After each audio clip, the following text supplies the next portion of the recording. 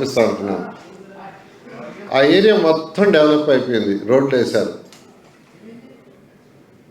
Drain చూస్తే కచ్చా drain,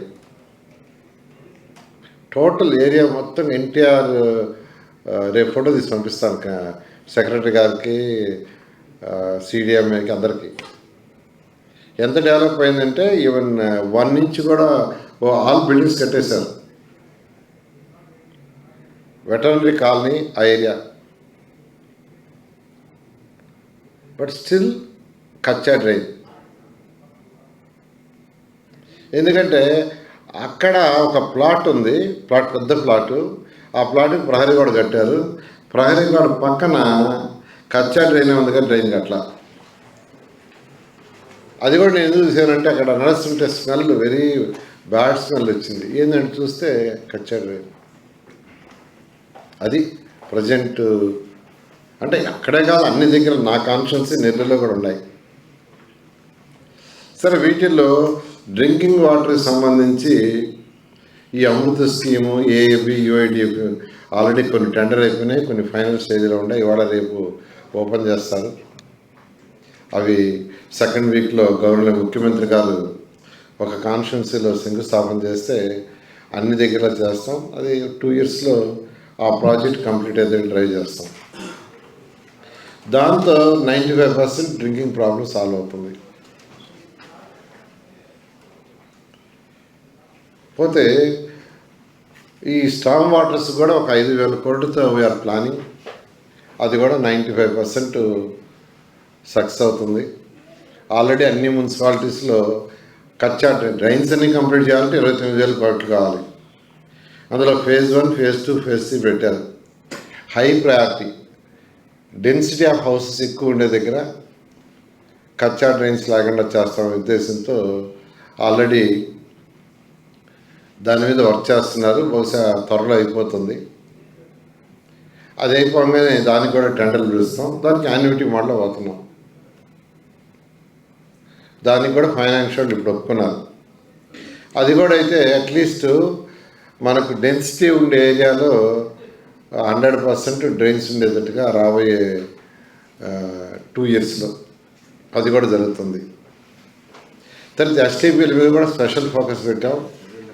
అది కూడా పెడితే ఈ డ్రైన్స్లో వచ్చే వాటర్ ట్రీట్ చేసి బయటకు పంపిస్తాం. యూజీడీ అనేది అన్ని దగ్గరలో చేయటం కష్టం, ఎందుకంటే ఎక్స్పెండిచర్ హెవీ. ఇవన్న నెల్లూరులో 2011, 14, 19లో 5,550 కోట్లతో శాంక్షన్ చేస్తే ఆ ప్రాజెక్ట్ ఇంతకు కాల, బికాస్ ఆఫ్ ఫైనాన్షియల్ ప్రాబ్లమ్స్.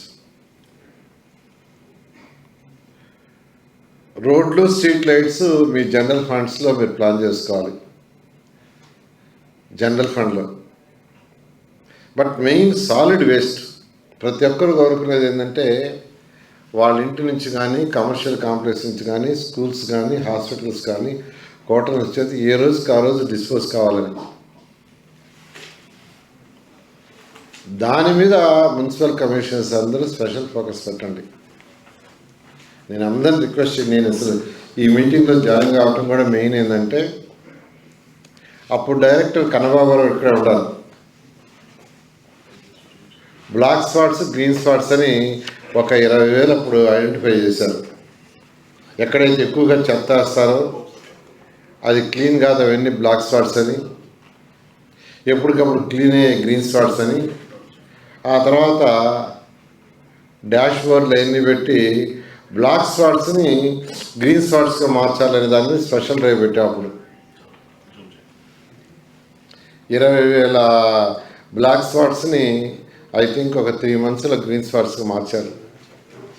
ఇప్పుడు కూడా చేస్తున్నారు. దాన్ని ఇంకొకరు రిగరస్గా చేయాలని సిడిఎం గారిని నేను రిక్వెస్ట్ చేస్తున్నాను. తర్వాత అందరూ కూడా మెకనైజ్డ్ స్వీపింగ్ మిషన్స్ పోవాలి ఫ్యూచర్లో. మెకనైజ్డ్ స్వీపింగ్ మిషన్స్ పోతే తప్ప మీ రోడ్లు క్లీన్గా ఉండవు. అయితే చేయాలంటే కొంత ఖర్చు ఎక్కువ అవుద్ది. ఇప్పుడు ఎలక్ట్రికల్ వస్తే కొద్దిగా తక్కువ కూడా అవుతుంది. బట్ కలెక్షన్స్ చేయాలి. ఇప్పుడు డబ్బులు రాకుండా ఉంటే మళ్ళీ మీకు ఇప్పుడు ఏదైతే స్టామ్ వాటర్ 5,000 కోట్ల ప్రాజెక్టు అది కాదు.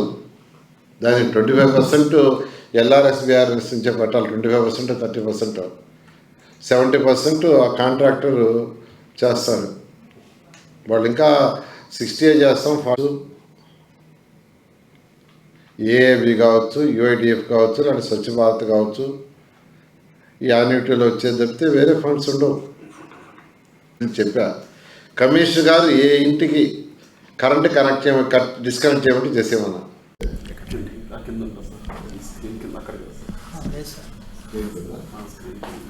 కింద బాక్స్ కనిపిస్తుంది సార్, అక్కడ ఉంది సార్.